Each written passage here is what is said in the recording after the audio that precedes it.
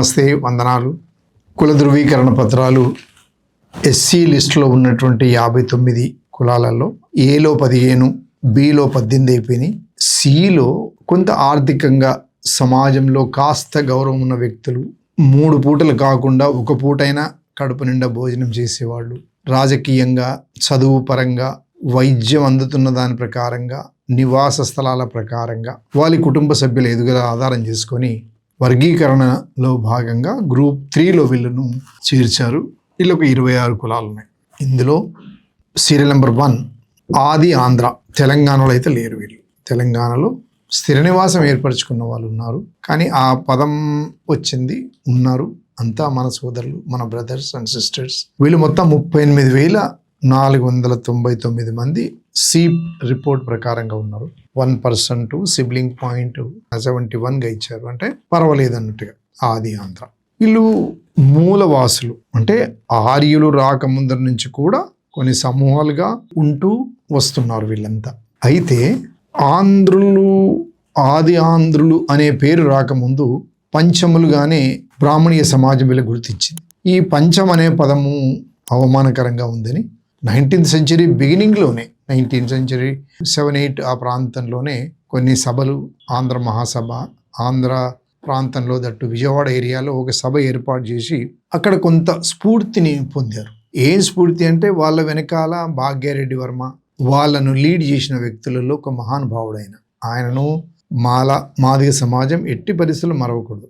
అంబేద్కర్ ఎంతనో మిగతా వ్యక్తులతో సమానంగా గౌరవించదగ్గ మనిషి తెలుగు రాష్ట్రాలకు భాగ్యరెడ్డి వర్మ. దానికి చదువు పరంగా స్ఫూర్తినిచ్చింది కుసుమ ధర్మన్న. ఆయన హరిజన శతకం అనే పుస్తకం చదివి అక్కడలో చాలా మందిని చైతన్యవంతం చేసినటువంటి ఉద్యమ చైతన్య దీపిక ఆయన. అయితే ఇక వీళ్ళ దాంట్లో దేవదాసీలు, తర్వాత జోగిని, వీళ్ళందరూ వ్యవస్థలన్నిటినీ బాగా ఎడ్యుకేట్ చేసినటువంటి మహానుభావులు వీళ్ళంతా, వీళ్ళిద్దరు. ఇంకా వేరే వాళ్ళు కూడా ఉన్నారు. తర్వాత మాదిరి బాగయ్య, వీళ్ళందరూ కూడా చూడటం జరిగింది. వీళ్ళ స్ఫూర్తితోనే ఆ రోజుల్లోనే బాల్య వివాహాలు కానీ లేకపోతే వితంతు వివాహాలు కానీ ఇవన్నీ కూడా అరికట్టడం జరిగింది. ఆయా కుటుంబ అవసరాల పూర్తి కొన్ని జరుగుతూ ఉన్నాయి. ఇప్పుడు వీళ్ళకు కూడా కొన్ని గోత్రాలు ఉన్నాయనేది కొంత అక్కడక్కడ చరిత్రలు చెప్తున్నాయి. ఋషి గోత్రాలట, కశ్యప, భరద్వాజ, గౌతమ, ఇలా ఈ గోత్రాలన్నీ వాళ్ళు మాదిగ కులాలలోనే ఒక ఉపకులం లాంటిది.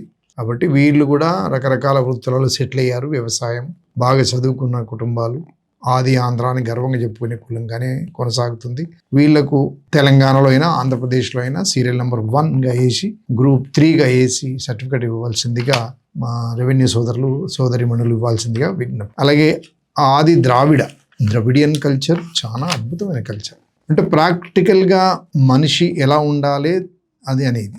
ఈ భ్రమల దేవుడు, తర్వాత రాముడు, కృష్ణుడు, ఇవన్నీ ఇట్లా ఉన్న ఒక సెంటిమెంట్ను ఆధారంగా కాకుండా మనిషి ఒక హేతు ఎట్లా ఉంటుంది అనేది దాని ఆధారంగా జీవించేవాళ్ళు. South India, that to Madras, కొంతలో ఆంధ్రప్రదేశ్, కేరళ, ఇదంతా కూడా ఈ ఆది ద్రవిడ ఉంటారు. ఒక సెల్ఫ్ రెస్పెక్టెడ్ కమ్యూనిటీ. వీళ్ళు ఎంతమంది ఉన్నారంటే గ్రూప్ 3లో సీరియల్ నెంబర్లో 42,699 పీపుల్, తర్వాత సిబిఐలో 72. Okay, it's okay. అంటే ఒక వివక్ష గురైతున్న కులంలో 71 సిబ్లింగ్ అంటే వాళ్ళు చెక్ చేసిన 45-46 పారామీటర్స్లో పోల్చుకుంటే మరి వాళ్ళు ఎక్కడెక్కడ ఉన్నారనేది కూడా కొంత తక్కువనే. ఇప్పుడు హైదరాబాద్లో కూడా ఉన్నారు, కర్ణాటకలో ఉన్నారు, తమిళనాడులో ఉన్నారు, కొన్ని ప్యాకెట్స్లో ఉంటారు, వాళ్ళు అట్లా సెటిల్ అయి ఉంటారు. అంతే. కొంత ఆర్యమాల, అరవమాల కింద ఈ హైదరాబాద్లో వ్యాపారాల ఏరియాలో కూడా ఉంటారు కొంతమంది. అంటే ఎవరిని మనం మార్జినలైజ్ చేయలేము, కాకపోతే they are living in better manner.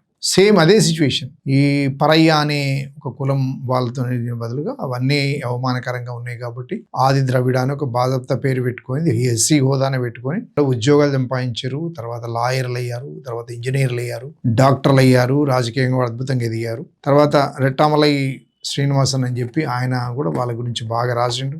జ్యోతిదాసు, తర్వాత అంబేద్కర్ కూడా వీళ్ళ గురించి, ఆది ద్రవిడియన్స్ గురించి చరిత్ర ఉంది కొంత. వీళ్ళను ఇవ్వాలి. తర్వాత అందులోనే గ్రూప్ 3లో అనాముక్ అనేది ఇంకొక కమ్యూనిటీ. వీళ్ళు టోటల్గా ఒక 10,000 మంది ఉన్నారు. అనాముక్ అనేది సిబిఐ 81 అంట, అంటే కొంచెం పేదరికమే ఉన్నట్టుగా లెక్క.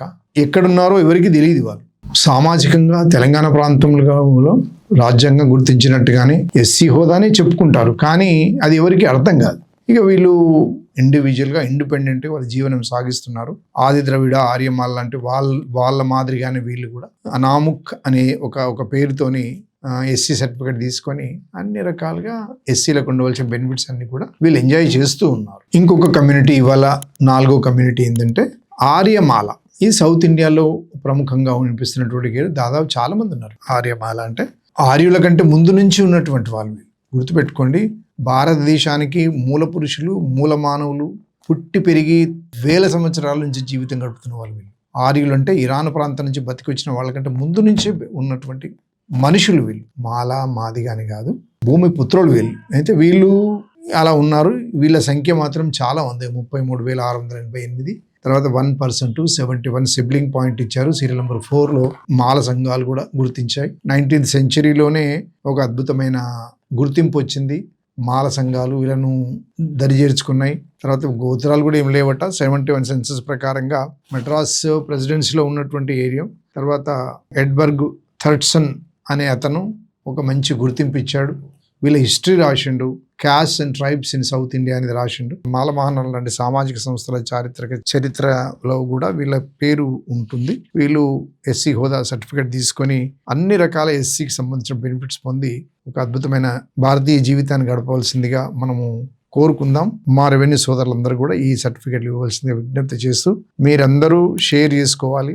షేర్ చేసుకొని లైక్ చేయండి, సబ్స్క్రైబ్ చేయండి, అవేర్నెస్ తెచ్చుకుంటారని కోరుకుంటూ ధన్యవాదాలు. Thank you very much.